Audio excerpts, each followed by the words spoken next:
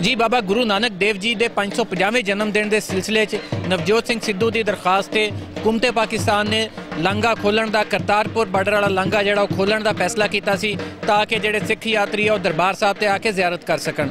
पाकिस्तान वालों इंतजाम कित्थे तक पहुँचे उदा तो कल इंडिया ने भी जोड़ा वा उन्होंने मन लिया वा और फैसला कर लिया कि इंडिया वालों भी वो खोलिया जाएगा बार्डर, बाकायदा तौर पर पाकिस्तान को दरखास्त भी की जाएगी। असी पाकिस्तान वालों उत्थे तक कितने इंतजाम किए गए या कित्थे तक सूरत हाल पहुँची असी जानते हैं। मतरूका वक्फ इमलाक बोर्ड के तर्जुमान अमर हाशमी साहब साडे नाल और दसणगे सानू कि पाकिस्तान वालों लांघा खोलण लई इंतजाम आ जिहड़े किन्ने कर ले गए थे।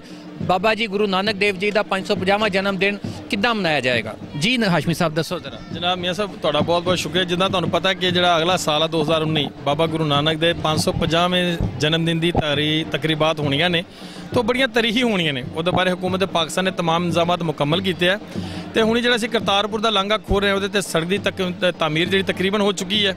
इंतजाम सिक्योरिटी समेत दीगर जो इंतजाम वफाकी हुकूमत मुकम्मल कर चुकी है और जित तक ख्याल है कि आइंदा चंद दिन वज़ीर आज़म पाकिस्तान उसका इफ्तिताह भी करने। इमरान खान जो वज़ीर आज़म पाकिस्तान ने उन्होंने आंदे सारी तकरीर की सी अकलीतां वास्ते खसूसी ऐलानात किए सी और उसकी मेन कड़ी है। और मैं समझना कि करतारपुर लांघे ना दोनों मुल्कों के दरमियान ताल्लुकात वधिया हो सकते हैं।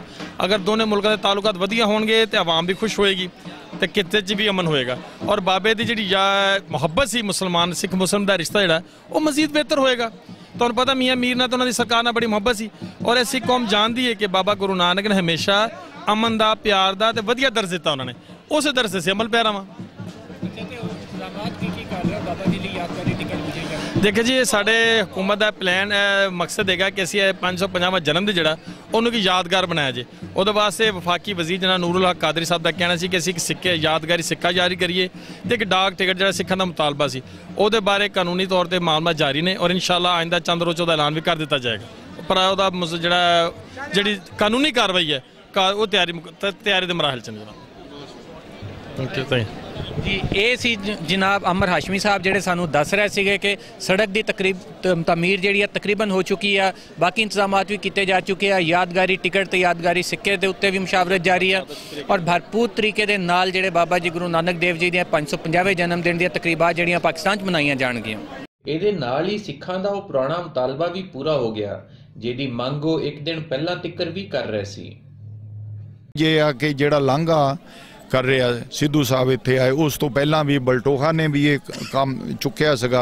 बलटोहा साहब 8-10 साल तो उस लांघे दे बारे गलबात चल रही सी।